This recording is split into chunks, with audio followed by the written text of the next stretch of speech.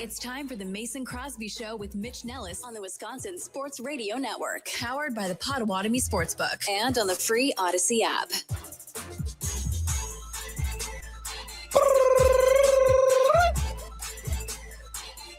That's right. This is the Mason Crosby Show, a show unlike any other show you have ever experienced in your entire existence. I love it. Yes. I love it. Let's go. My name's Mitch Nellis. His name's Mason Crosby. Charlie Houston's along for the ride. We are here, and LeBron James is not a Milwaukee Buck. Did you think that was a possibility? Were you actually thinking that might happen? He had dinner at my house last week. I was whining and dining him. We went to Moe's. We went to Dream Dance. We went to Carnivore. We went to all the steakhouse. We went to Lake Park Bistro. We went to all the steakhouses. I cut up his steak for him and fed him. Yeah. When he was a rookie, there was a story about like how he used to have like people cut up his steak for him. Gosh. I don't know if that's still true or not. I cut up all his steaks for him, and yet he still goes to the city of no brotherly love, the city of I will put quarters in marshmallows and throw them at Santa. LeBron, if you don't win a championship, Philly is going to hate you. Welcome to Philadelphia. I don't know, though. I mean, what is this? Is this real? Like a 2-year, $8 million deal? Oh, this isn't salary cap circumvention. This isn't. I mean, this is total bullcrap. Investigation by the NBA. Yes. Yeah, whatever. Like, how in the world? Like, it is shocking that he would go and play for that. He was making $53 million last year. Mm-hmm. Yeah. So I mean, he loves the game. He just wants to go chase another championship. And so my question, that I pose is, I mean, is this team a team that can win a championship? Looking at the roster, it could be a team that goes and wins a championship. They kind of have they have their starting guys. I mean, you got Jaylen Brown. Yeah, Jaylen Brown, Joel Embiid, Tyrese Maxey. Yep. LeBron James added into that. And VJ Edgecombe, Edgecombe in the race for Rookie of the Year last year and overperformed what people thought he'd be. That's and LeBron getting paid less than a lot of the guys on their team. So yeah, it works out. All of them. I think Joel Embiid will play less than 30 regular season games this year. Oh, he really? will be like, I think they already went to him this week as they were negotiating with LeBron and said, you are getting ready for the playoffs. We don't care if you play 1 game or 5 games. I think 30 is the right number. I think he plays on Christmas. And Christmas to me is wildly so their other now. Center then is Ariel Huckporty. The guy they got from the Knicks. He was like Adam Bona. Do they still have Drummond or did they lose Andre Drummond? Drummond is not there. He went somewhere else. Okay, because he was there last year. Yeah, I don't think it matters. Drummond is a New York Knicks center now. Andre Drummond signed with the Knicks. Critting corner threes. Wow, that'd be awesome. Wild. One of the greatest half-court shooters of all time. 2 years. 2 year, $8 million deal. Yeah. 2 year, like what are we doing? Like what is there? Yeah, what's underneath all of this? Like I find it hard to believe that you would move across the country to go to Philadelphia. Like he's loved it in LA. He's not from there. Like go to Philly and take that kind of deal. Like there has to be more to this story. And I don't think there is. I think it's LeBron just wants to LeBron, but I still think it hurts the competitive balance of the league. I think it hurts the concept of, I get that you can sign for wherever you want, for whatever you want. Yeah. And in a free capitalistic marketplace. Sure. But I still think it makes the league look bad. It makes the player look bad. It makes the team look bad when on the open marketplace, he could get $25 million a year. He could have signed a 2-year, $50 million deal with someone. Instead, he chooses because he has so much money and he wants to win, which is like, there's something nice about that, but there's something really dirty about that too. So do you think other teams were offering something in that ballpark? I guarantee you the Heat were offering more money. I guarantee you the Cavs were offering more money. I don't know what they have available, but those two teams specifically really wanted LeBron. Places he's played in the past were good fits for him, and I think that they would have offered more money than 2 years, $8 million And he's not beholden to sign for that, but it still feels icky. Well, and I think the reason it feels icky it is more so because, like we were joking about before, but like, why are they investigating the Bucks for the stupid Gary Trent Jr. situation when something like this is happening? Like this, okay, fine, yeah, he wants to go play for the team, but then don't investigate the Bucks for what's happening there. And then you also tie in Kawhi Leonard and the Clippers, and you go, well, he's only signed for $8 million. Is there more money coming from somewhere else or being filtered somewhere else that he's wasn't that the question, too? Right? Like the NBA, the marketing deal. The NBA has just led itself into this trap of questioning something like this, where it should be a good story. A guy goes and wants to win one more championship at the end of his career. He's willing to take a pay cut. That should be fine. But when you have so many other narratives surrounding your league right now that are so against what this is, it makes you question what this is then. So did you just look at Philly then and he said, like, I can fit into this roster, into the starting lineup the best of all the contending teams? He definitely does not. Like, yeah, so signed... it's like, that's why I just, the 76, like, it just, in my mind, it just doesn't make sense. I feel like Cavs are close. Like, if they offered him something, like, but he just wants to go do something else. And then we have to question, like, does LeBron evaluate well? Because if he's looking at, all right, this team can win me another NBA championship, like, do we trust that he knows, like that he can see what team is going to be best for him? Like, but on that other side, like you said, open market play, all that. But do you believe that they should have, all right, if you made $53 million last year, like, once you're over a certain age and you've made a certain amount, like, should there be a minimum cap on like how little you should take? And or should there be, like, Jeff in Germantown wrote to me, he is irate. Like, he's a huge NBA fan. He's super mad at the NBA about the Gary Trent thing. And he's like, all right, so you can take this deal, but if somebody else is willing to offer you 5 times the deal you agree to, you have to sign that deal. You can't sign the deal you agree to. Why do we need to force guys to take this money if they don't want to take that money? Because then, like, free agency would get ridiculous. It would just be you can't decide where you go. This is ridiculous.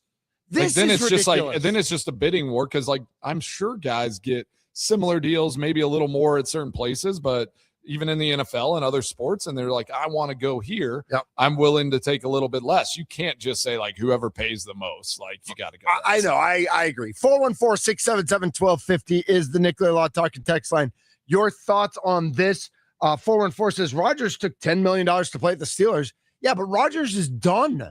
Like, Rodgers is barely hanging on. This is not the same. Like, Rodgers had nice numbers last year. LeBron averaged 23, 7, and 7. He's still one of the best 20 players in the NBA. Yeah.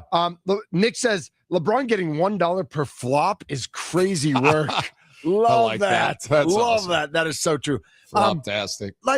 Listen, you can sign for wherever you want for whatever the minimum is that you're allowed to sign for. Philadelphia now has an all-star starting lineup. They don't have great depth, but obviously LeBron helps that because he pushes somebody else to the bench. I do think Miami, basketball-wise, was probably the best fit for him because he could have gone in and played point guard as opposed to a team that has Tyrese Maxey and a guy like Jaylen Brown, both who are ball dominant. I think that was the problem with Cleveland as well, where Mitchell and Harden are both ball dominant as well. But if he and this did move the needle. I mean, Philly moved up. So right now, our friends at the Potawatomi Sportsbook, the Spurs and the Thunder are co-favorites to win the championship at plus 250. The Knicks are next to plus 900, and Philly has jumped to plus 1,000. So they are now second in the East. They didn't jump up to first in the East. The Knicks are still the favorite in the East, but the Celtics were, for a time, the favorite in the East.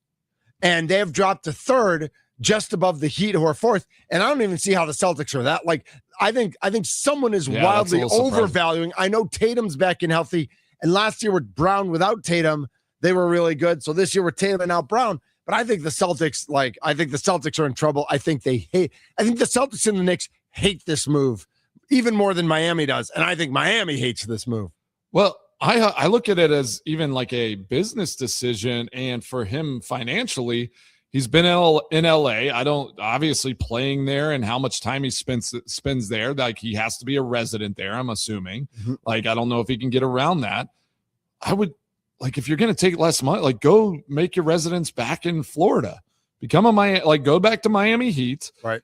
like no state income But he tax, doesn't all these things. He doesn't care. Money, But money you is should so care out of the at some point. equation. I know, Money is but like 0%. you're still gonna. So he's just gonna stay at like, gosh, like he's gonna live wherever he wants. I just don't even know if like business. Like I don't know what he's thinking. I just don't understand this. He wants to win. He thinks he has the best chance to win by joining an all-star team because he is there. It lets Embiid rest the entire regular season. Embiid will not need to play. They will not need to win games with Embiid because LeBron is good enough to cover for that. They will win 53 games. They will be the 3 or 4 seed in the East, and they will be good enough to win the East with a healthy Embiid in the playoffs in May and June. All right. That's your prediction. That's my prediction. I like SportsCenter on what did he say? On Nicolay Law talking text line. How much money did he make off Kalshi? The odds of Philly were very low. I agree. Another question again you have to ask with the way the NBA has just been lately. Yeah. And how long he took. It was like, is he playing this odds game and this gambling? Right. But I and not just NBA. I think all of our sports are now, like NBA is just under like the NBA's biggest the worst. microscope. Right. NBA is the worst. Is Bronny going with him? There's no. Thanasis is going with him though. Thanasis is, he's signing with Philly. Nice. Let's go to Ram on the north side of Milwaukee. Ram, you're first up on the Mason Crosby Show. We got a wild Friday planned for you. The shareholders meeting for the Packers is on Monday. We're going to talk about that. We're going to talk about early predictions for a 53-man. What second-year pros we expect to step up. And the Brewers are hosting the Rockies in a 3:10 Friday first pitch. And the alumni game is right after that as well. So Ryan Braun will rule the airwaves in Milwaukee. But Ram, what do you got for us today? I'm with Mason Crosby. Yeah, you are. I love Mason Crosby. I'm always with Mason Crosby, Ram. I don't see how LeBron is going to help Philly. He got swept with the Lakers. They were one of the slowest teams in the NBA. And with VJ Edgecombe, Jaylen Brown, and Maxey, they play fast. So I don't see where he fits on that team unless he's going to be a cheerleader on the sideline. Like, I don't see no impact that he will have. And then don't count out Miami. Eric Spoelstra and Pat Riley can coach. I know they can coach and they can play, but that roster is weak. That Miami roster is weak. Davian Mitchell is your starting point guard. He shouldn't be starting on any. Davian Mitchell is a champion. He was champion in college, and he's a solid defender. Ma'am, I don't care what he did in college. This isn't college. Yeah, but what I'm saying, he's been a good player in the NBA. And I watch basketball like you watch football. I watch basketball like anybody else watches basketball. I watch more hoops than anyone else. Eric Spoelstra is a good coach, and they made it to the finals with G League player twice. So now you got Giannis. Playoff Jimmy. Don't count them out. Playoff Jimmy had something. He wasn't a G League player. So Ram, what are you talking about? Playoff Jimmy. Playoff Jimmy wasn't. He going to the Hall of Fame. What are you talking about? Jimmy Butler is legit. Right. You just said he went to the finals with G League players. He had playoff Jimmy on that team. He had key players on that team that's still in the NBA, like Gabe Vincent and Strauss and those guys that are still players. They weren't even drafted. So what I'm saying, their G League system is legit. So what I'm saying with Giannis, don't say that they're a weak team. And Giannis, they're a weak team. They're a weak team now. They needed LeBron. They needed LeBron. All right, Ram, let me get this back on track. So let's talk about LeBron James with the 76ers team. This is why I love Mason. If they're fast paced, if they got guys that are running, like, is LeBron taking this deal that he's taking? Is he willing to become a role player? Like, that's my question. Like, is he willing to actually play his position and become a role player for this team? Do you think that's the decision? Is he willing enough to do that to go and win a championship? And obviously we won't know until we see how it all unfolds, but do you think he's the type of player and the type of superstar that can take that back seat? I'm going to say this. It's going to be interesting what you just said and the ball not being in his hands. Exactly. He wants to play point forward. So with the ball not being in his hands, if he's on the court, that's going to be in with Nick Nurse and trying to, massage this situation. Now, the Knicks are still the team in the East, and I got Miami at second. And it's going to be a toss-up between the Sixers and Boston because I'm still suspect about the Sixers and their defense. I agree with that. With team defense we talk about. And, now going forward, I'm never going to count Miami out because they are building a roster down there. You don't have to have top name players to win. You don't. I don't invest. You don't. You can have guys that are just going to grind and grit and pull out a win. But with LeBron's piece, he got ego going with him too. And I'm just going to say this, and I think Mitch knows I'm not a LeBron fan. I'm a Jordan guy. Same. So I understand how people feel about LeBron, but when it comes to a winning attitude, I mean, he did a lot of jumping around to get titles. And That's I don't true. know, like, going to this team now, like, what would be his role? You know, will he say, I'm with okay, you, I'm Ram. cool with it? Ram, I think we agree on much more than we think we do. Thanks for the call. We Appreciate do. you, Ram. You know, we because we do. Like, I'm suspect about Philly's defense. I actually think Boston could, and I think New York is still the favorite in the East. Yeah, Knicks are. I mean, it's going to be tough to unseat the Knicks, Right. And again, if Philly doesn't play defense, then they have no chance against the Knicks team. So, This is the Mason Crosby Show. Join us on the video stream. We are live on Instagram and Twitter and Facebook and YouTube on the Growth Law video stream. Injured Growth gets it. GROTH. We had this breaking news, so kind of pushed everything back a little bit. We're going to talk Brewers in the next segment. The entire 1 o'clock hour is going to be the Packers hour. We're going to talk all Packers stuff in the 1 o'clock hour. I know. I don't know if you guys knew this or not, but Mason Crosby used to play for the Green Bay Packers, so he knows his stuff. Whoa, I no did. way. Mason, Now, what was that? 4 years ago now? man? Jeez. Can you believe it? Wow. Yeah, that's a little. Yeah, it's starting to get to where it's like, man, that's a little long. You're from starting to get being old. done. You're starting to feel old. Every once in a while, yeah. But I got a little workout in this morning, so How'd felt you good. shoot yesterday, by the way? I shot okay, 78. Yeah. What Was do you that the mean, number okay? I said? That's Was pretty didn't good, I say 78 I whenever I, think you left? did. 78's good, man. What do you mean? I was one over on the front, so it kind of fell you off want a it little better? on the back. Yeah. Okay. I got it kind of got a little slow. I feel like and 78's a strong score, though. Yeah. it's a strong score. I've been playing a little bit better than You that. have. How are they? How was your crew? Like, were they also Great crew, yeah. Okay. All in the music industry, so it was kind Was of it interesting. skins? Did you end up having to pay a little bit, or how'd that work out? No, broke even. Okay, yeah, all right. yeah. But And what'd you yeah, eat afterwards? Did you eat at the clubhouse? No, I ate when I got home. You Huh? know, Look It at you, it was a late Dad. night. I know. Dad of just- the year. Molly had made some food for everybody, so I just popped Love home that. and heated it up. I was home a little late. We were slow, like I said, so I didn't get home till after 8:00. But yeah, it was nice. I mean, again, I was one over on the front with a double bogey on a par 5, which was unacceptable. So birdied the first hole, kind of held it together, doubled the hole, and then just didn't have anything on the back. It happens. was one of those It happens. days. Let's see. 443 says the 76ers are the new Dodgers. I'm not quite sure they're there yet, Yeah, but they're their not starting lineup kind of is. Their starting line. I mean, there's any team that signed LeBron, you would have just called the right, Dodgers. right, and whoever gets LeBron was going to be the new Dodgers. And 262 says Jimmy is a Hall of Famer. What? I went to AI, and Mason, AI is our overlords, right? Yes, they are. Jimmy Butler has roughly a 75.7% chance of making the Hall of Fame, according to the Basketball Reference Hall of Fame That is probability calculator. almost higher than I thought. I thought it'd be more in the 60%. I mean, he's had a really good career, and if he can come back and have a couple more really good seasons, I think he's not finished yet.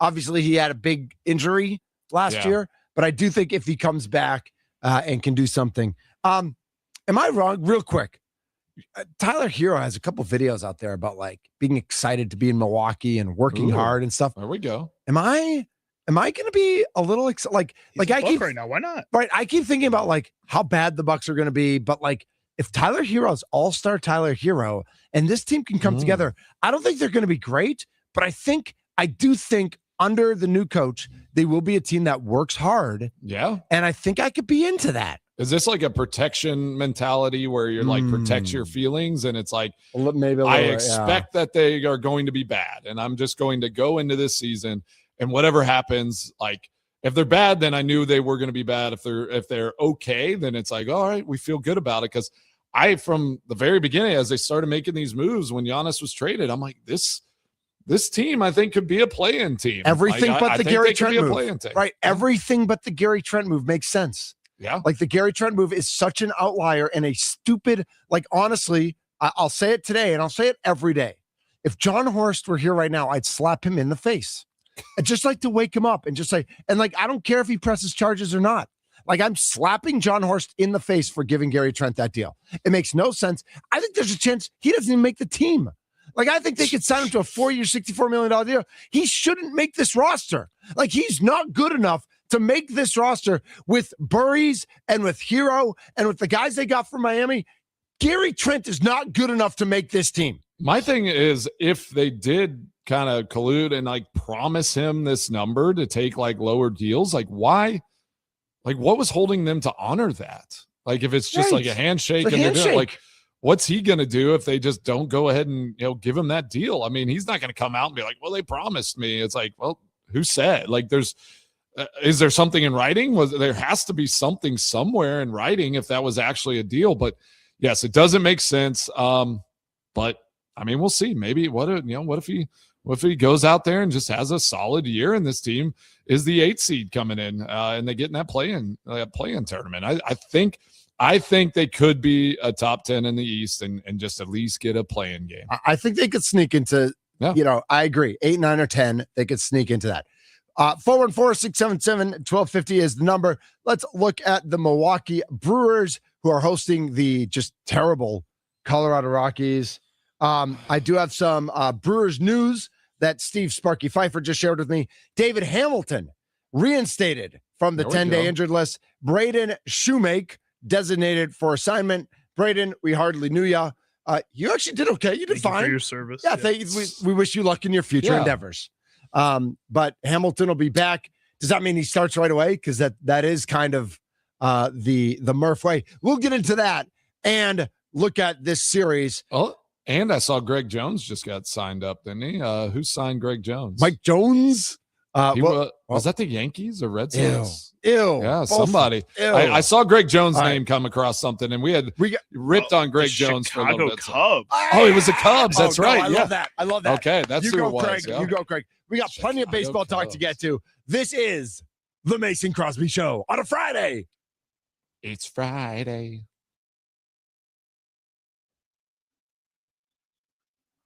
Wait, what?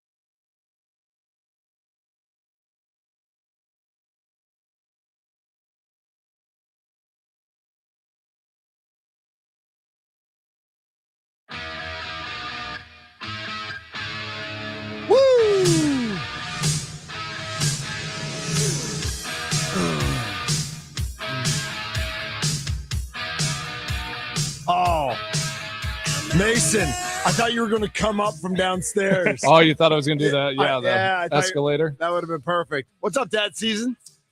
Oh, not much. Just actually dadding very effectively this morning. So no one's surprised, bro. Kids are crushing their chores. Everybody's dialed in. Yeah, nice. I love that. I know. This is the Mason Crosby Show. I'm Mitch Nellis. He's Mason Crosby. Charlie Usen is here, rocking the Raised Grain T-shirt. Are you allowed to drink? Yeah. What's your favorite thing at Raised Grain, bro? My favorite thing is this one beer called Jimmy's Trip Home. It's a Belgian double. It tastes like banana bread. It's so good, man. I love Belgian beers. Can I put I love Belgian beers also. Too. Can I put a chocolate chip in it? Yeah, sure. If you want. Make it chocolate chip banana bread? Yeah, go for it. If you want to. So that's I haven't made this. I don't think I've made this here. But past coworkers of mine know. Like my one thing that I'm great at baking is chocolate chip banana bread. Yeah, I mean, that's pretty messed up that you haven't shared that with us. I mean, what in the actual... Everybody just going to brag that everybody else knows about your amazing banana bread skills. I mean, we've been at this for 2 years, and you're just now bringing And Mason earlier, he's asking me for part of my lunch and stuff. They're saying I need to share around the office. I was just seeing if there was extra. Yeah, my old friends really love my banana bread. All right. Challenge accepted. Challenge accepted, okay? Jeez. I will buy some bananas and not eat them. And let them go brown, put them in the freezer, and make banana bread. Mace, next time you're in town. Yeah. Chocolate chip banana bread. Let's go. Expected now. By the way, I forgot to give you your sneakers, man. Oh, my God. I have those Visit Milwaukee, those super cool kicks. Yeah. They're still in my trunk. And we even talked about it at the golf outing. I know. Yeah. All right. 50-50. I know. We saw each other 3 times. Which was wonderful. By the way, not enough, but it was still wonderful. Not enough. Yeah, it's not never enough. Real quick before we get to Brewers talk, the reason you have to honor the Gary Trent Jr. deal is because he's represented by Clutch Sports and Rich Paul. Yeah, but I feel like Rich Paul, all his guys go to the rich teams in the big markets anyway. Like, can I say? I can't say what I want. Like, bleep Rich Paul is what I want to say. but I get that. Guys, crazy fact: 76ers GM was runner-up to LeBron for Mr. Basketball of Ohio in 2001. Wow, that's a fun one. Is he just gonna? He's not gonna activate him every week, like every game, and just be like, "I'm getting you back." Well, I love that. Getting you back for this. All right, now here's a great one, Mason. Do you know what the Immaculate Grid is? So it's like one of those sports trivia things where it's a 3x3 grid, and you have to match up. Like, so on one side it'll be like guys who've hit 30 home runs in a season. Yeah. All right. So Braden Shoemake is going to be a phenomenal brewer on the Immaculate Grid in the future.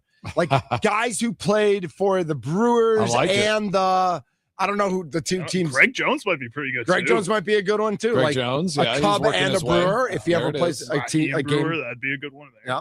Yeah. So the Milwaukee Brewers are home for 3 more games. They're 5-1 so far through 6 of their 9 games on their homestand. They welcome the hapless. That's pretty good. Can I say hapless? I like saying hapless. That's a good one. Yeah.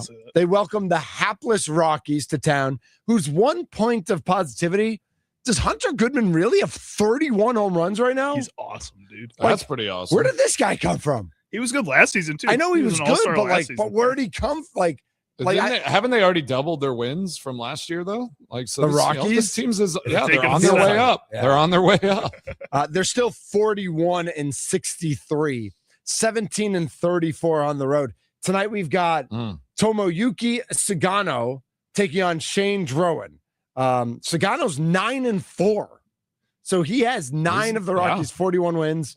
He's got a clip, but he's got a 4.76 ERA, a 1.29 WHIP. Yeah, but adjust that for course. Right. I was going to say, I wonder what his home road splits are. I haven't looked that up.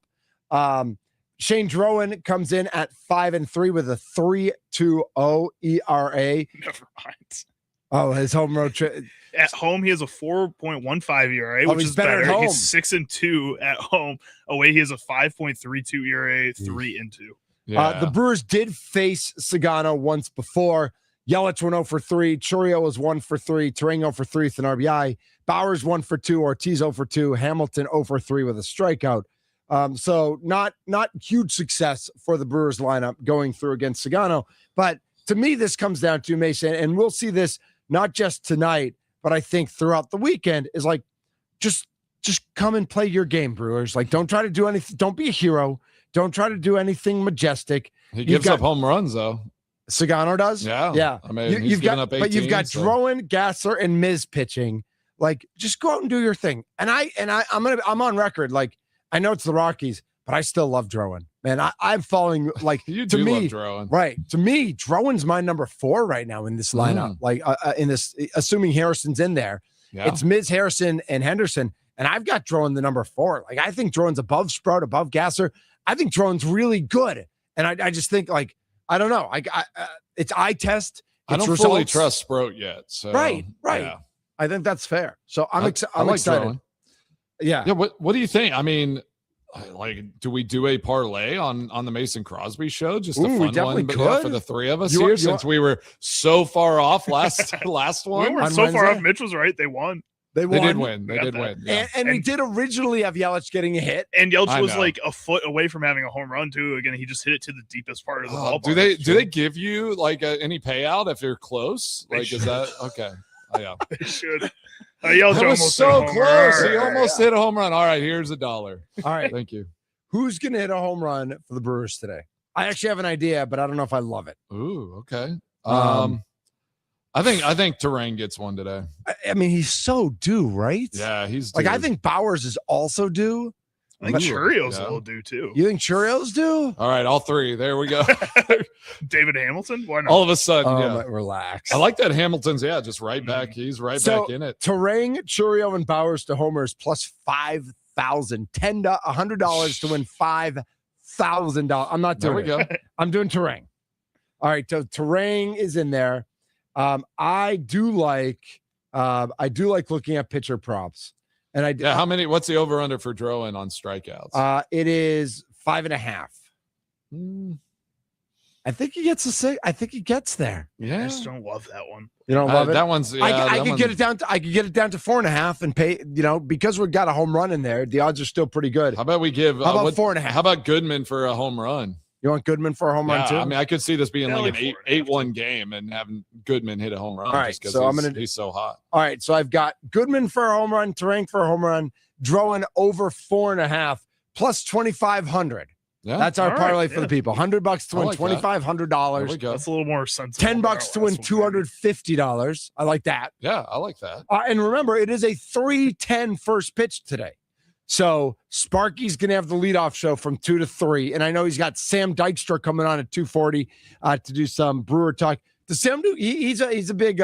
He gets into the prospects, right? Yep, he's a minor league guy. He really focuses on the Brewers as well. That's his big thing.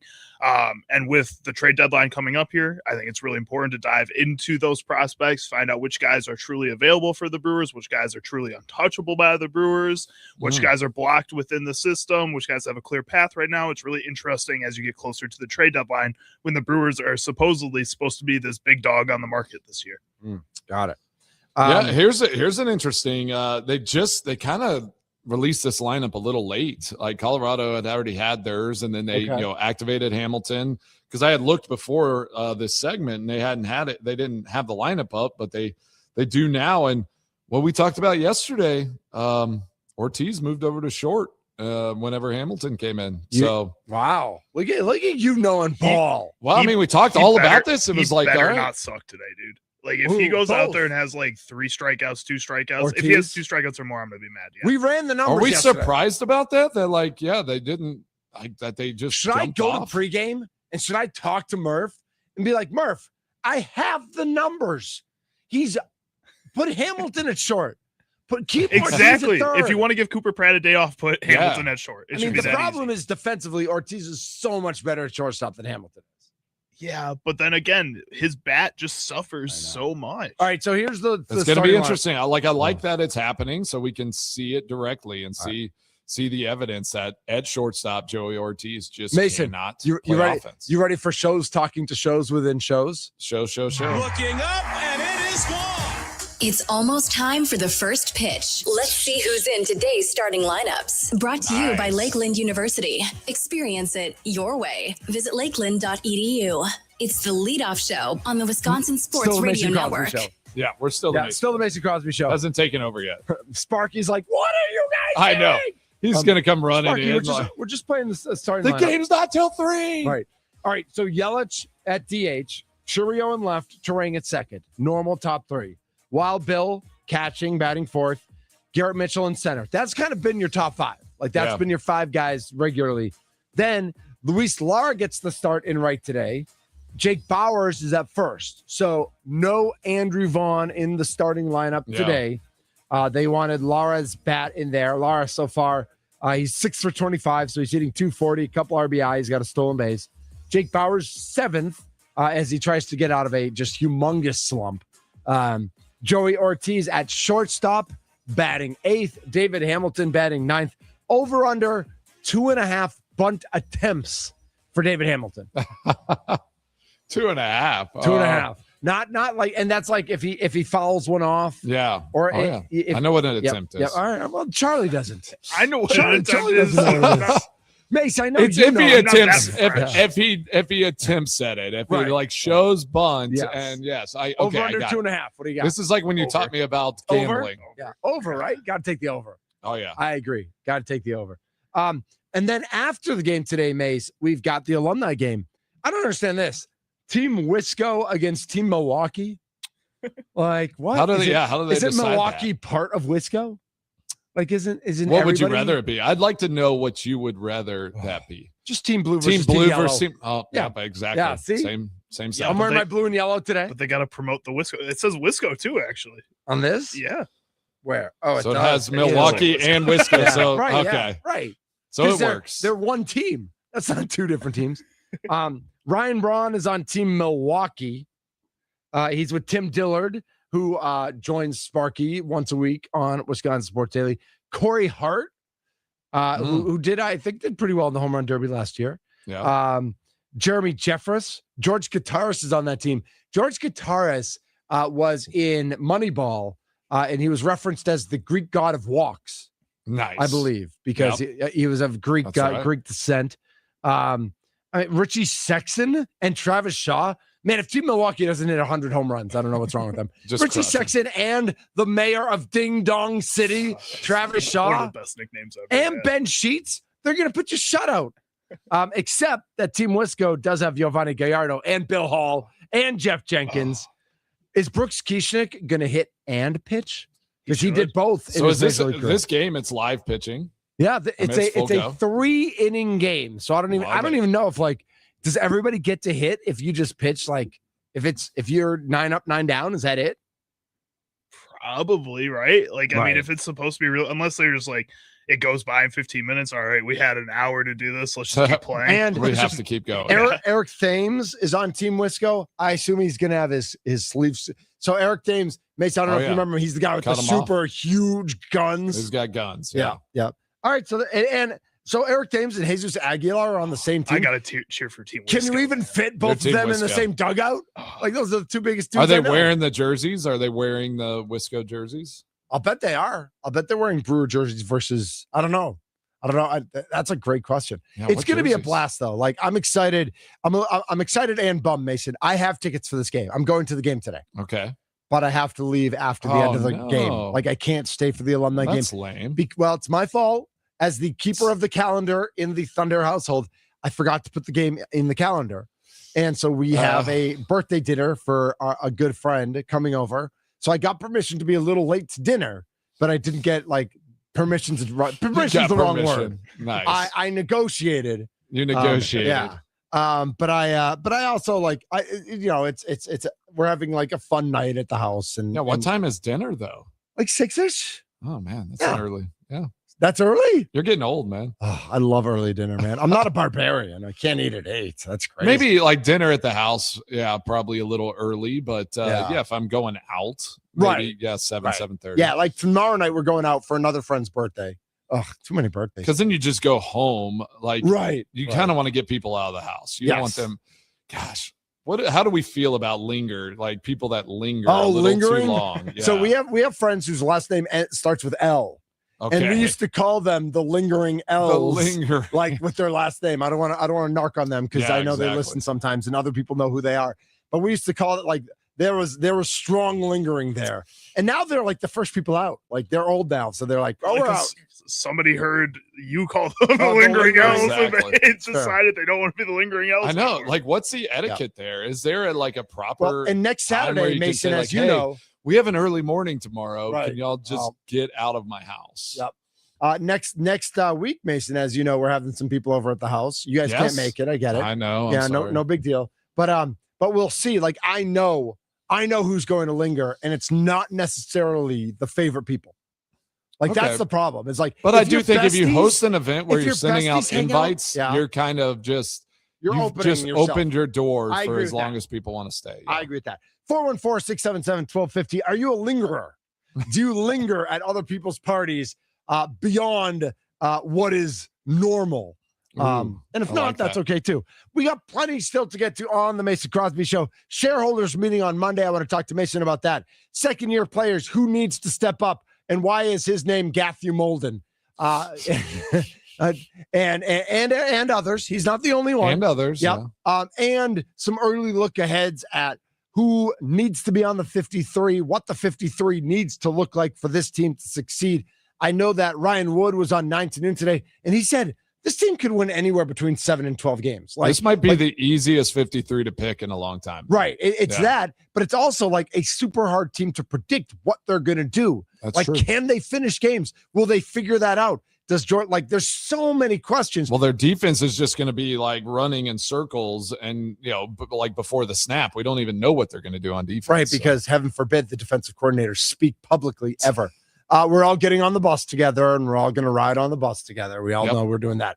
He's Mason Crosby. He's Charlie Hughes, and I'm Mitch Nellis, a.k.a. Thunder. This is Wisco. This is Milwaukee. This is the state of Wisconsin and beyond. We are the Mason Crosby Show. Yeah, we are.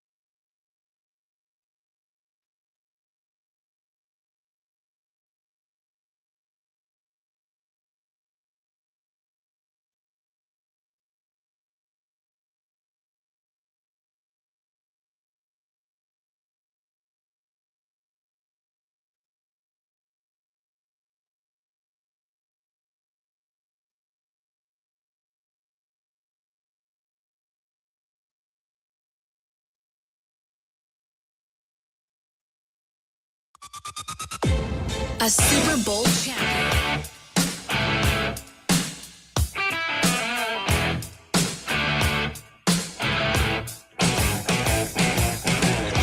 This is the Mason Crosby Show. Mitch Nellis, Charlie Usin here with you. Mace, I don't know if you saw this story or not, and I don't know what it means. Duke and Michigan were supposed to play a college basketball game at Madison Square Garden. Okay. Duke signed a deal where they would play a number of games on Amazon Prime only. Okay. So it was supposed to be at Madison Square Garden. There was a misinterpretation of broadcast rights. So then they tried to play it at Lone Depot Park, where the Miami Marlins play. They were going to play it at a baseball stadium. Okay. Broadcast rights issues remains. All parties couldn't come to an agreement. They had to cancel the game.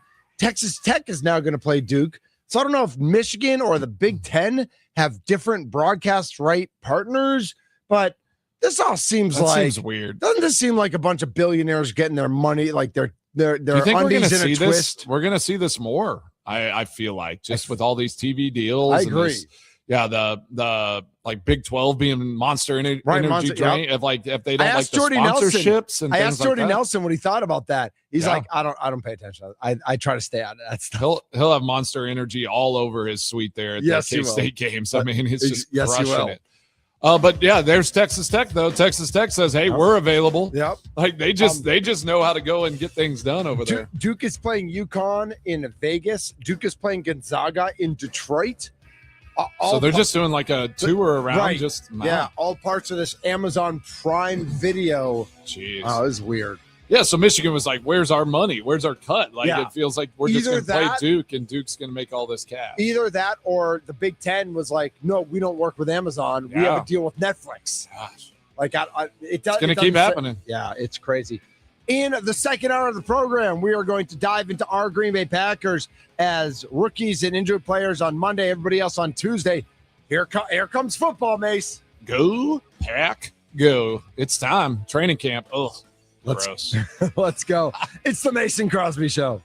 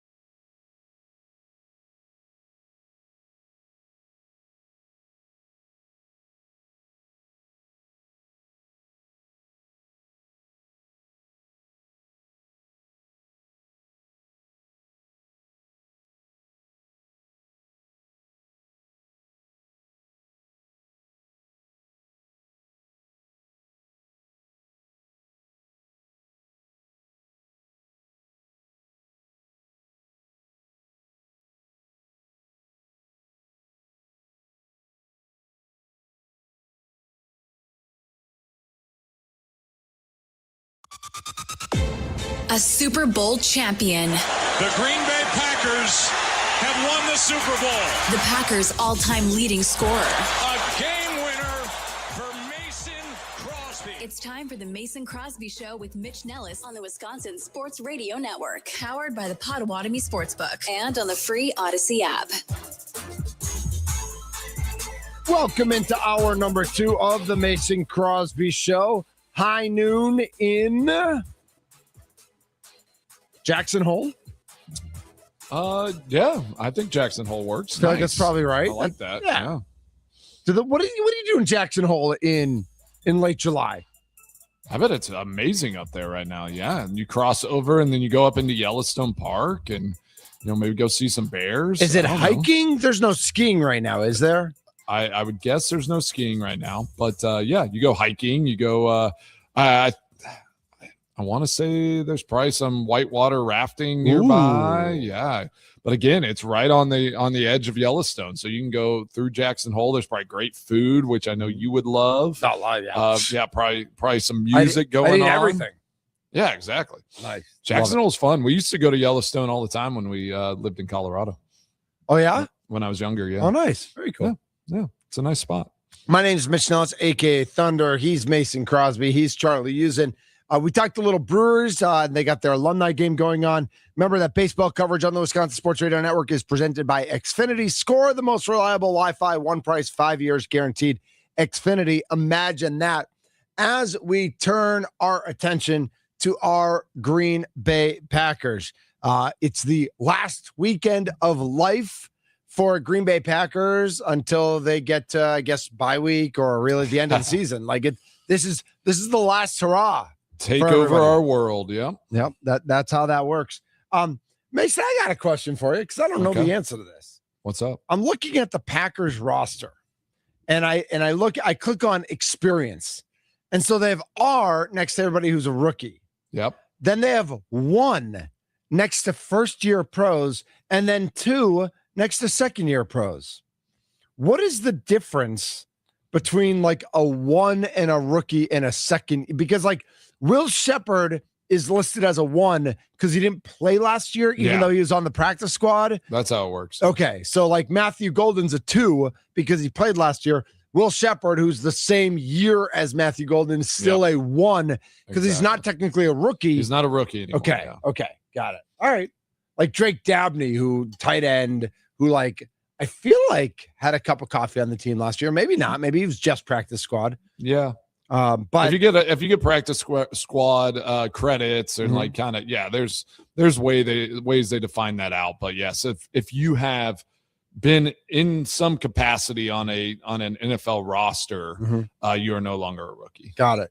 Well, we're looking at second year pros today. Twos. Yes, just the 2s. Yeah, for our Green Bay Packers.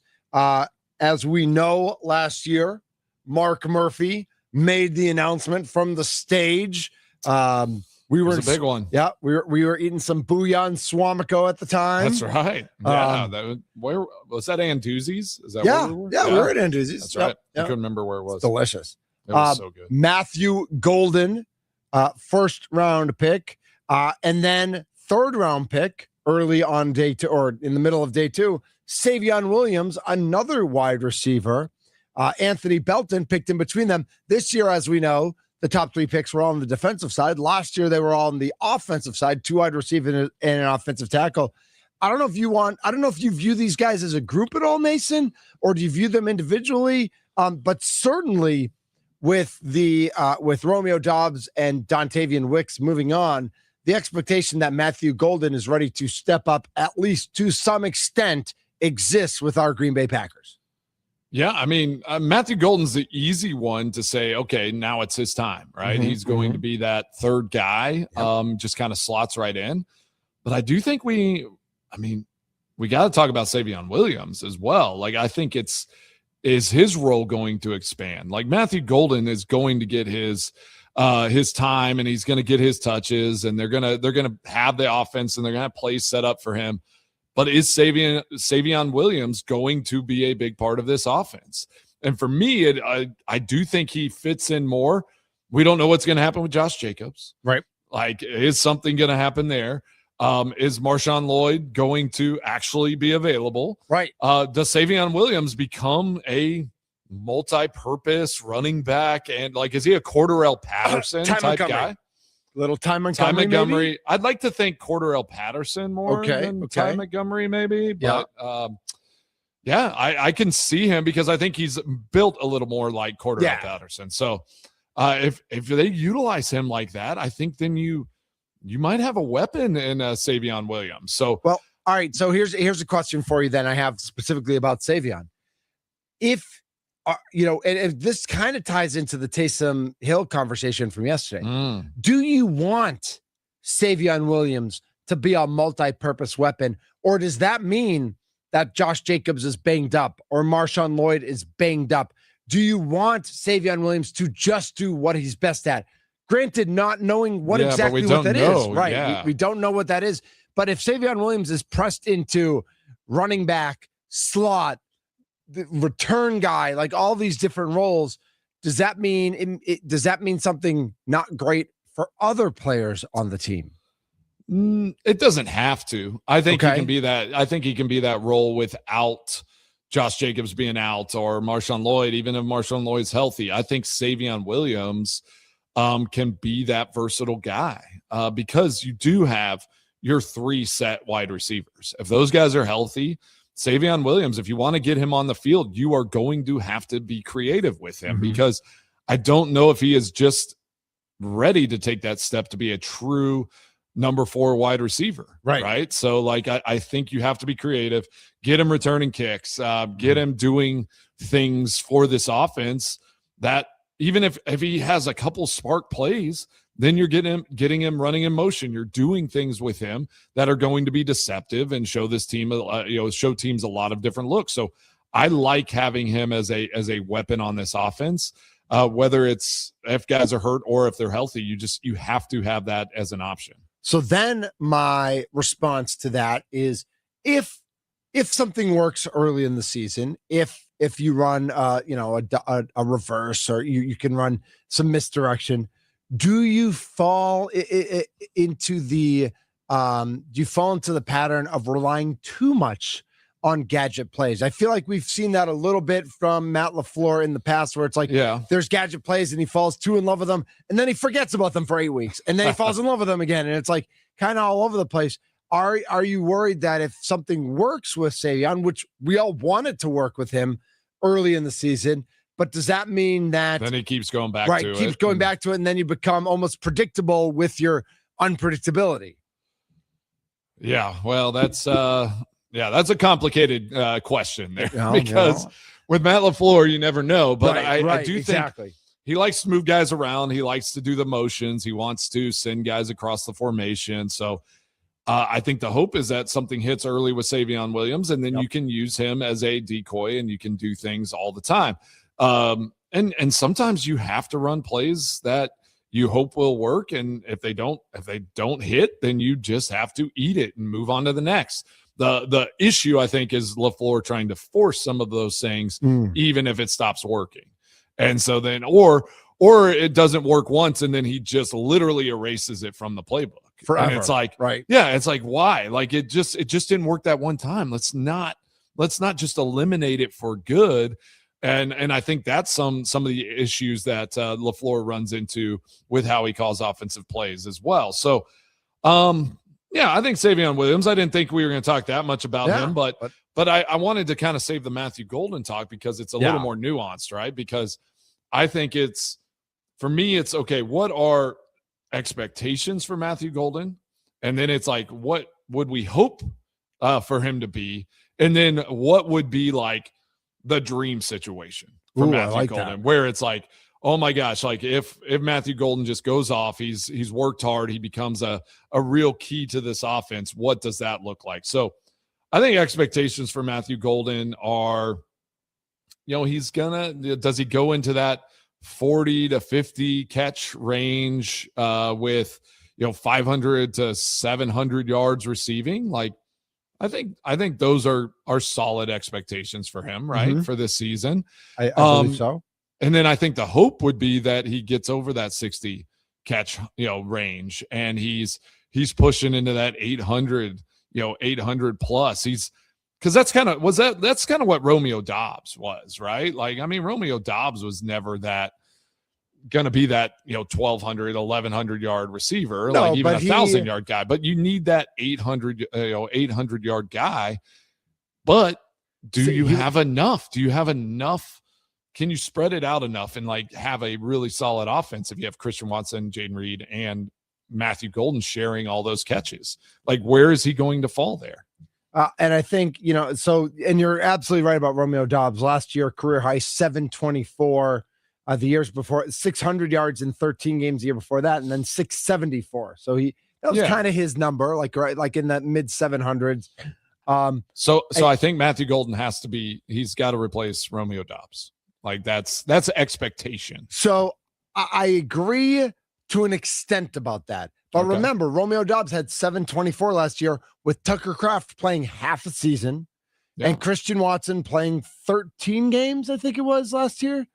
If Watson plays 15 or 16, if Tucker Kraft plays a whole year, I don't know that you necessarily need Golden at that level of Romeo Dobbs from last year, but you need him productive on the field. He can't disappear the way he did. And again, I don't know if we know, did he disappear? Did Matt LaFleur disappear him?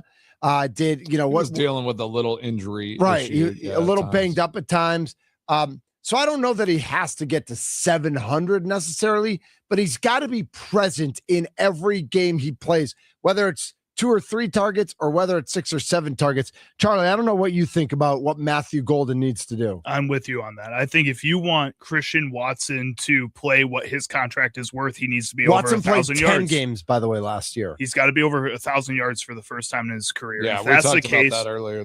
If that's the case, then Matthew Golden, I don't think gets as many catches. If you want Tucker Kraft to earn his contract that you're about to give him, or the one that he's going to request next offseason, then you need him to be close to probably 800 to 900 yards, if not more than that. Watson and Kraft both last year averaged exactly 61.1 yards per game. If they're at 61 yards per game, they're both 1,000-yard receivers, Watson and Kraft. And that's what they did last year. And I know they did that sometimes without each other, but they also did that with Dobbs. As much as we want Golden to pick up some of those numbers, I think just naturally Watson and Kraft are going to get those numbers because those are your 1A and 1B. I think if you're Matthew Golden in this offense, this is something really hard to ask of a young player who was a former first-round pick, but you just need kind of what Thunder was saying, to be ready when you're called upon. If it's once a game, if it's twice a game, you need to be ready to try to turn that into a touchdown every single time and do your best so that you can earn yourself a bigger role moving forward too. Because even with these contracts, I think it's kind of like with Goody and Matt LaFleur, the contracts that they got, yes, you're paying a lot of these guys to show that you have the confidence in them to go out there and do their job, but also a lot of them still haven't fully proven that yet, which opens the window for Matthew Golden to go and take a step forward, maybe ahead of some of these guys. And to do that, you need to be able to turn every opportunity you get into something special if you can. See, I like this thought process as well, because all of a sudden you have Tucker Kraft, you have Christian Watson. You're going to try to get them the ball in the red zone. Yep. You're going to try to force it to them. Like they're great big options, but teams are going to also defend against that. And that's where Matthew Golden all of a sudden, maybe he only has 400 yards, but he has 10 touchdowns because he is just the next guy that is open. But that is the question. Is he going to be like, or is it Jaden Reed? Yeah, we still have Jaden Reed to talk about. Yeah, Josh Jacobs is still your running back. Like you're still going to have to find ways to utilize him in the red zone. If Marshawn Lloyd's healthy, I think they view him as being somebody involved in the passing game as well. He's healthy. I know it's an if. Well, so he's healthy today. This all leads though, like, is the expectation. I mean, Jordan Love needs to have a 4,000 plus passing year. Yes. Like, I think that's with that type of, you have 4 receiving options. Like, you have to have a 4,000 plus passing year. Like, I feel like Josh Jacobs maybe a little down last year. Who knows? Like, I think if Jordan Love does not go for over 4,000 yards, then I think that's a huge miss for this offense this year. I agree with you. I think, and I'm looking up Jordan Love. The reason I didn't respond right away, his over/under at the Potawatomi Sportsbook right now is 3,500. I know they have him at this. His low touchdowns number. are 24.5. Will he throw 25 touchdowns this year? I think he will. I'm He taking has over to. on both of those. Right? Don't has you to. take those overs? That's the Yeah. way Brian Gutekunst has set up this roster with the way he's handed out contracts. I think this is a year He's where building this roster to be a passing game. I think a he's trying to passing force Matt LaFleur's hand into making this a passing offense because he knows Matt LaFleur can coach that. But so far in the past 3 years with Jordan Love at quarterback, it feels like they've been too conservative at points. Yep. And you need to go out there and prove why you paid him so much, why you paid Matt LaFleur so much, why you paid Christian Watson so much. Prove it. Well, but why you I paid totally Matt agree. LaFleur versus why you paid Jordan Love Mhm. so much, those aren't necessarily in concert with each other. Like those sometimes are going to conflict with each other as play caller versus quarterback, not as we've seen. It hasn't always been play caller and quarterback. Sometimes it's been play caller versus quarterback. By the way, if you parlay those two, it's plus 265 at Potawatomi. So $100 will get you 265. I think There that's you go. I might get down there this weekend. I think that's a good bet. Yeah, put $50 on it. It's 130. Because again, last year we just all the time on the show we were imploring just give Jordan Love the keys to this offense. We've been Unlock talking him. about that. We've been talking about that for And a long every time. time he did, Jordan Love stepped up and had big games. He'd I get agree. 300 plus passing yards. He'd throw a few touchdown passes. Like Jordan Love is ready to take that step. They have to unleash him. And again, Goody has paid he paid 2 receivers. He's going to pay Tucker Kraft. Like you are a passing offense. Stop being afraid to be it. Go out there and just open this thing up and let your playmakers go and make plays. I don't want to derail the conversation, but I have a quick question that's along these lines, but separate. Yeah, go If for it. Marshawn Lloyd is healthy this year and is good, not great, but good, shows a spark, catches the ball out of the backfield, runs for 600 yards, 500 yards as the backup, filling in for Jacobs when he's banged up. Is this Josh Jacobs last year's Packer? Interesting. Not that I'm looking forward to 27 or anything like that, but I'm just thinking that's how football works, right? I'm not trying to build the future. I'm just saying Marshawn Lloyd has a real opportunity here to step up and do something with Chris Brooks is really the only other running back there of note. Yeah, if Marshawn Lloyd stays healthy the whole season, has a decent season, then they draft somebody or sign another veteran, kind of middle of the road, journeyman type guy in the offseason. And yeah, Josh Jacobs is probably gone. I'm just thinking and I'm not sure. We think we like Josh Jacobs. I guess there's still a question there about what's going to happen here, but he's been productive. He was super productive 2 years ago. He was good last year, but he was banged up, of course.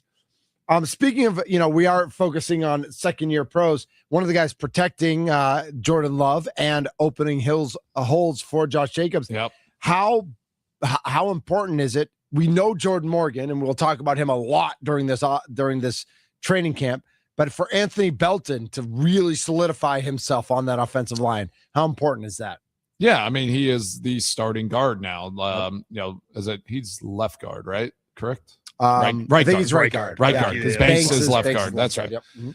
Yep. So he's starting right guard. I mean, he is that guy. And the issue though too is Zach Tom has had some injury question marks as well. Yep. And he was dinged up all last year. Is he the swing player to go to right tackle if Tom is hurt, or is he just solidified at right guard? Which would you prefer? This is kind of the conversation we had yesterday about shortstop and third base. I about going back obviously and like forth. him at right guard, but if you like this young guy and Zach Tom gets dinged up, I would probably move Belton to right tackle and put Burton at right guard and just have him be the right guard backup. You have to look at historically who gets hurt on your offensive line, and that's kind of where you start slotting guys in. So Right. if Zach Tom is a guy that has been dinged up, then you have to have a plan for what that rotation looks like. And for me, that's what it would be. But I think Belton, the big question mark is because of how big he is and all the stuff that goes with that. Has he worked? Has he put in the time? Has he put in the work this offseason to take that step? Or is he just relying on being big, being physical, doing all those things? And only time will tell. Training camp will tell. When he comes out, we will know if he put in that work and if he's going to be that guy in year 2. 414-677-1250 is the Nicolay Law Talk and text line. Your thoughts on second-year pros as we've gone through the offense. We'll get to the defense in a second. But I think one of the things you're talking about, Mason, and what we saw last year is if Tom's out for multiple weeks and you're moving Belton over, I can get behind that. But if he's week to week and you don't know what's going to happen, I don't like the ping-ponging back and forth. Yeah. I like if Tom's out for 4 weeks and Belton's going to move there for 4 weeks and Burton's going to move in for Belton for 4 weeks, and you are going to have consistency on that line, I'm here for that. But if it's week to week, and Charlie, as a guy who's played offensive line in, major college football, but like, how important is that, that synergy between teammates and knowing who's on your left and who's on your right and who you can count on? That's the biggest key, is knowing all those 4 other guys alongside you. That unit works as one for sure. 100% of the time they're communicating as one. The best teams in the league usually have an offensive line where 5 guys have been in that group all year long, playing all year long together. I think knowing the calls, being able to hear it differently from different people's voices at points, that's all really important. And I think when you're week to week and you're shuffling around the line, it does throw you off a little bit. Nobody wants to be shifted around, even if the position is just flipping everything to the other side. That's a lot. That's a lot to go through when you've been doing everything the other way this entire time. So now you have to change your thinking all the way to the other side, despite it being, frankly, the same position, just with your back foot switch. So I think all these little tiny changes can have big effects. And I think moving one guy in and out, or moving 3 guys rotating around because you don't like the way it's looking, you have to let things marinate a little bit. You have to let them work together and get these guys to work together. So like you're saying, if it's going to be 4 weeks, it's going to be 4 weeks, and you have to make sure that it's the same 2 guys, bar any kind of injury, that you're trusting to go out there and be out there for 4 weeks. So Charlie, you're saying from 24 to 25, that was like, why in the world did they make so many adjustments? Exactly. It's like we saw the difference, right? Like in 24, we didn't love we didn't love some of the guys that were on that roster, but they were a better cohesive offensive line, and those 5 guys played together for most of the season. Mm-hmm. Then all of a sudden, let's move Jenkins to center. Let's do these, and it just was a disaster at times last year. And so, like, I totally agree, and I don't know why the Packers sometimes feel like they are above that idea. Like, that offensive line has to be cohesive. Well, and they do this kind of with all positions with the Packers too. It's just everybody can play everywhere. You should be willing to step in wherever you need. But as an NFL organization, you're not a D3 school hoping that people can just step up wherever you want. You should have a better plan for a lot of this stuff. I'm saying they don't have a plan. I just think their plan is a little loose, and it should be tightened up a little bit. Well, and again, we heard from Matt LaFleur that a lot of those exit interviews, they were like, we need our roles defined more. Communication needs to be better. And that is exactly what's going on. If they're not communicating and you don't know your exact role, and again, what they say there is know your role, know like where you fit in. It's like, well, you don't even you don't define that for me. So how am I supposed to know what my role is? So hopefully those things have come together. I mean, they have an assistant head coach on offense. They have an assistant head coach on defense. Oh, thank goodness. They have a lot of voices in that room. So hopefully those voices are putting this thing out there the right way. Let's get to defense when we come back. Also, we'll touch on the shareholders meeting, which I think is 1:00 on Monday. Mason, can I do a quick public service announcement that could get me into trouble, but I hope doesn't? Ew, I don't know. All right. Well, that's scary. I'm going to do it anyway. I am not worth between $70 and $80 million. Okay, that's your announcement. Yes. But if I was, and I had a couple pops, and I had maybe a couple more than maybe not a ton of pops. Maybe I'm buzzed, but I'm not drunk. I feel like still get a ride. Like leave the car. Like I get that for most of us, money is an issue. And so to Uber from place A to place B and then to get a ride back the next day is annoying, and time and all those sorts of things. Tony Romo. Did he just get in trouble? Just got in trouble in Milwaukee. Ugh. Last night at 8:00 was pulled over on the highway. He was driving erratically. He performed poorly on standard field sobriety tests. He was taken into custody for OWI. He was booked and released. It's his first offense.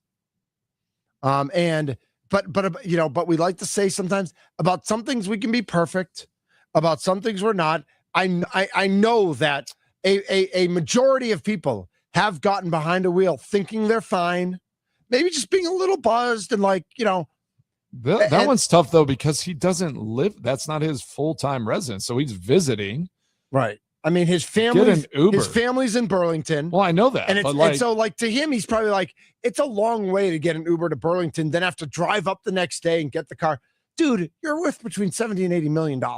Like, stay the night. Right. Stay the night or get an Uber and spend the money and get a ride from a family member the next day. Uber's pretty cheap around then. Right. Yeah. Like, there was no Brewers game last night. There was no surge pricing. Yeah, that's a tough one. No, those are always tough. I mean, yeah, those choices, that is a choice. I mean, you make that choice and you take that risk. And my public service announcement isn't really for people worth between $70 and $80 million. It's really for all of us. Like, don't get in the car. Like, don't risk your life. Like, think about other people on the road. Think about your kids. Think about your parents. Think about whoever it might be who's affected if something goes wrong, and don't let something go wrong. Yep. That's my public service announcement. Yeah. Let's get to second-year pros for our Green Bay Packers on the defensive side of the ball, because there's a number of names there, Mason, of guys who haven't done anything yet.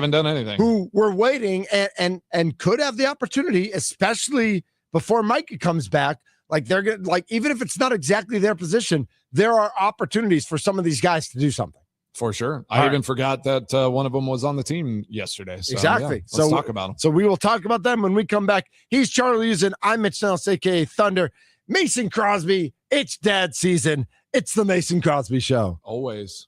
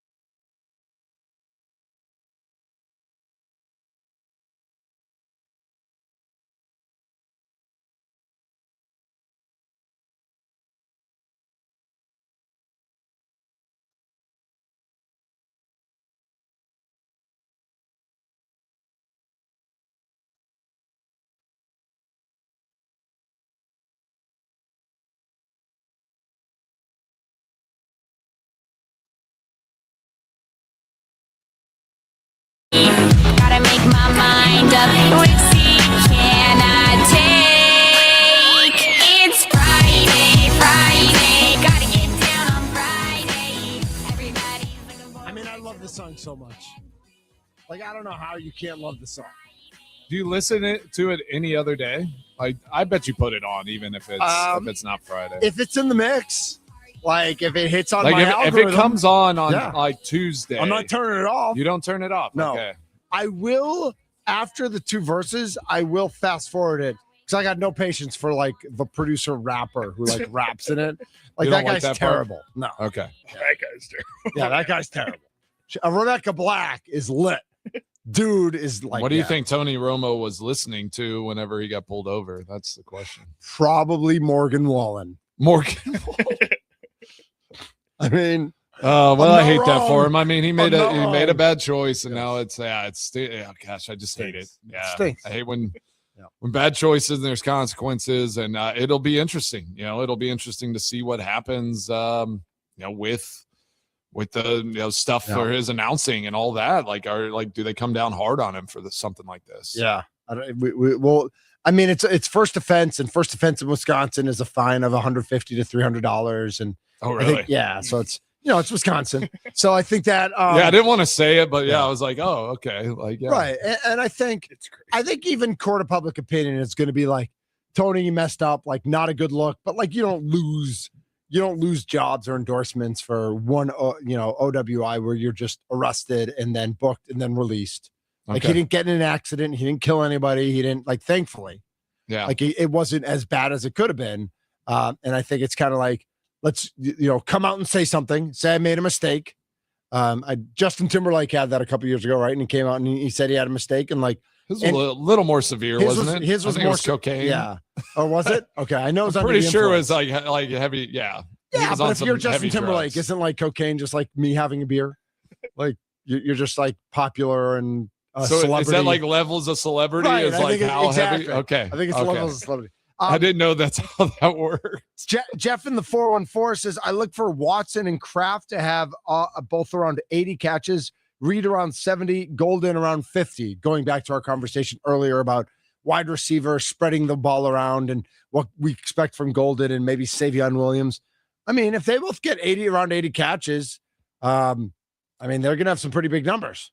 Yeah, those are big numbers. And I mean, like those numbers seem wild to say that Kraft and Watson are going to have 80 catches and Reed is going to have 70 and Golden 50. That's a lot. That's a lot. It's a lot of slinging the ball around. And that's spreading it out and being, efficient, which I know LaFleur, but at some point though, you pay Christian Watson, you pay Tucker Kraft. You have to build your offense around those guys. You are paying those guys to be your primary targets. And then, so I will say that if that's the case and teams aren't able to shut them down, that's when Reed and Golden, their numbers do go down a little bit. Yep. And then you're just looking for ways to get them touches in between feeding Tucker and Christian Watson. So, I mean, who knows? Golden, would we be really disappointed if Golden only had 30 catches this year? 30, yeah. 40, I think would be okay. You'd be okay with 40? It would depend on the context. If Watson and Kraft are both all pros and are amazing, and the team wins 13 games, Golden could catch 4. I don't care. What if they do their thing and they spread it around and all of them are between 50 and 60 catches? Everyone has 50 or 60 is catches. Is it wrong? But they go, and it's like, oh, all right, that sounds good. But they go 10 and 7. Nope. Then something went wrong. Isn't that just what we've been doing the past 3 years? Exactly. That's what I'm saying. That. It would be all It'd the be same awful. complaints. But what if that happens? What if Jordan Love goes for over 4,000 yards? Yep.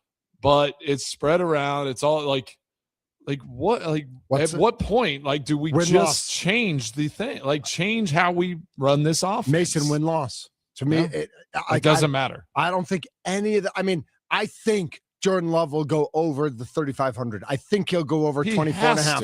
But I don't care.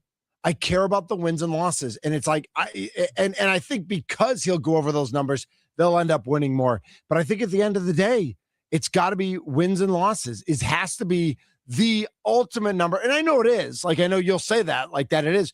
But it's even as we look at what could Matthew Golden do with Wicks and Dobbs gone, like, man, I don't care about any of it. Like, I care, but I only care as it relates to winning football games because I'm tired of 9-7-1 and 10-7.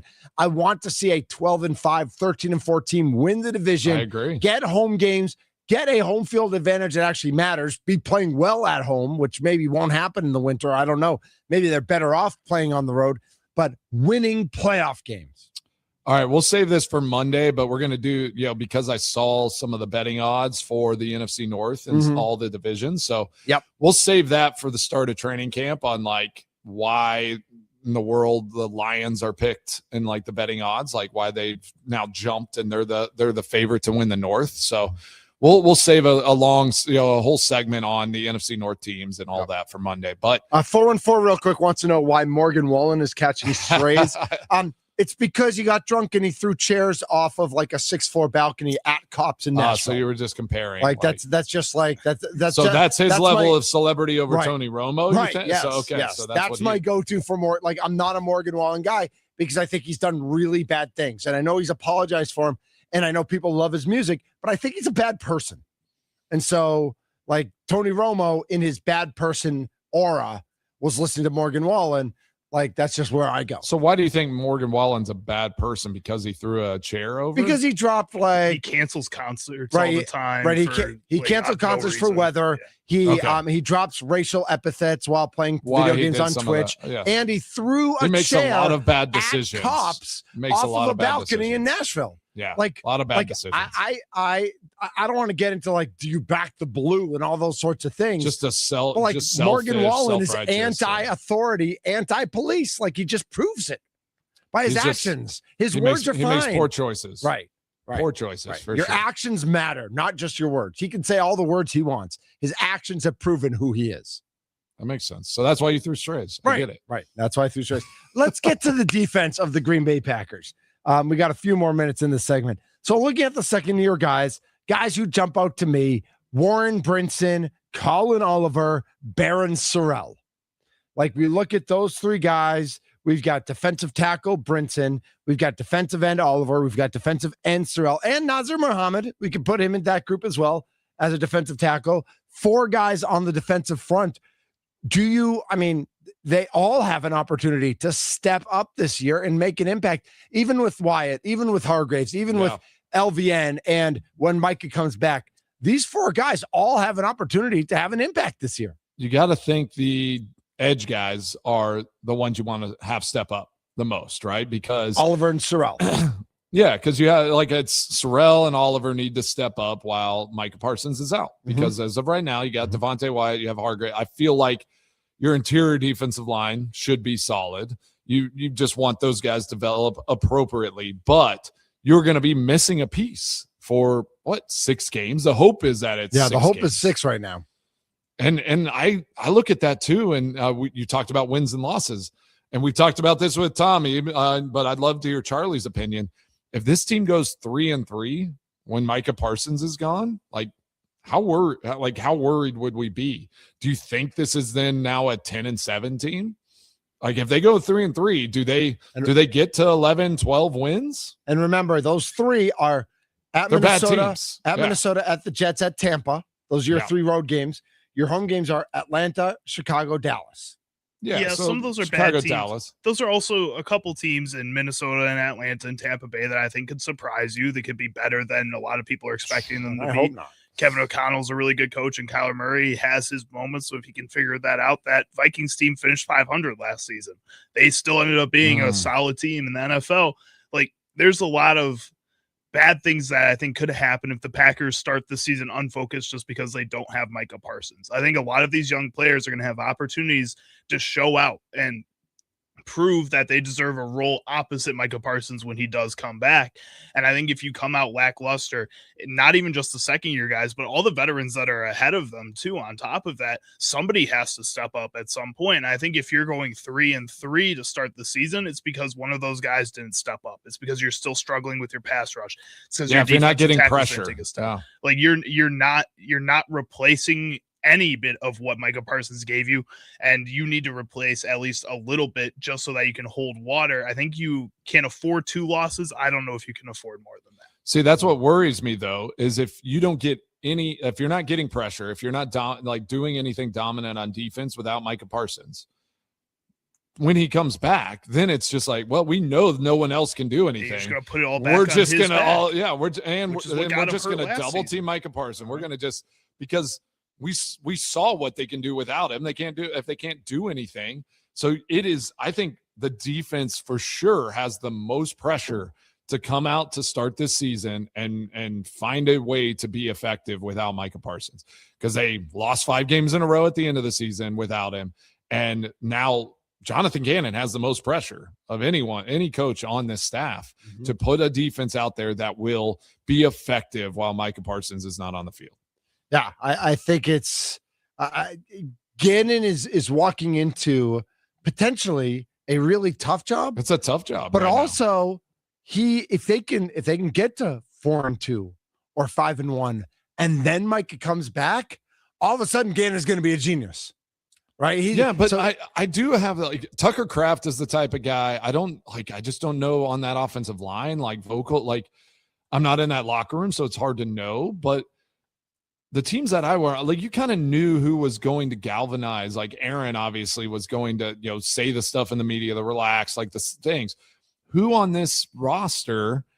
There are some guys on defense, Micah Parsons. I think McKinney is that guy. Like there's a few guys on the defensive side of the ball. Keyshawn, that will speak up. Well, but they're going to say things. Right, they have confidence.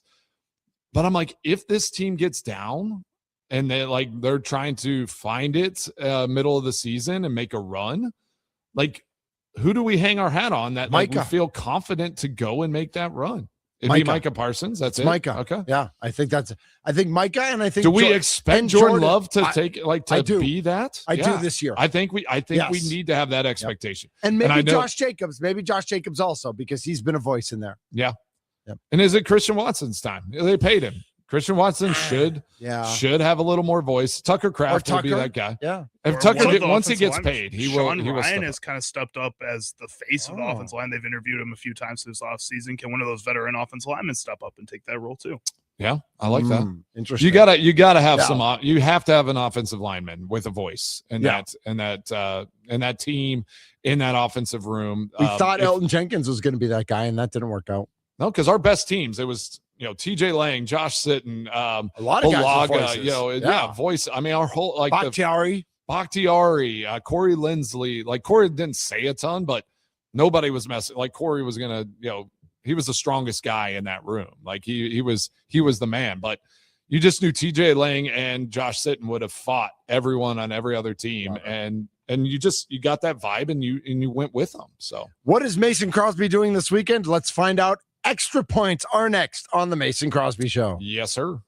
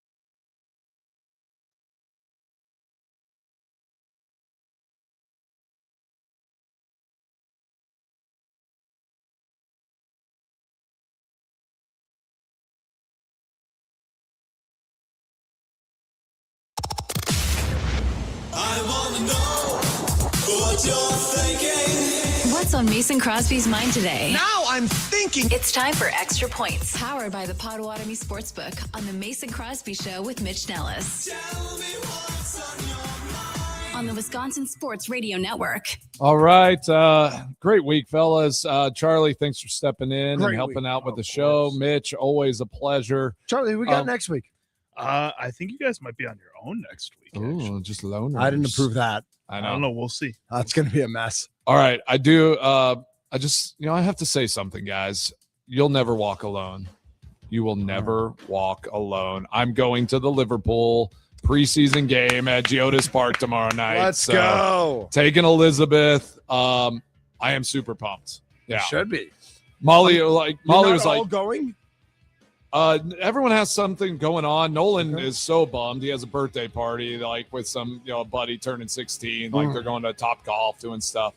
So he's bummed, but I'm taking Elizabeth with me, and Lizard breath. I am so excited. Are you painting your face? You're going to dye your hair? You're gonna... No, I'll wear. Yeah, Take your I'll shirt take my off? scarf. I'll have my shirt. I'll have all my stuff on. Yeah, That's tarps awesome. off for sure, That is fantastic. I'm headed to the Brewers game right now. dude. First have pitch, fun. 3:10. Let's go. Let's go. Let's get a win, Shane Drowan, and have fun with the alumni Yep, as well. Your best buddy. Mace, have a great weekend, my friend. All right, we'll do it again Monday. This has been the Mason Crosby Show. Later.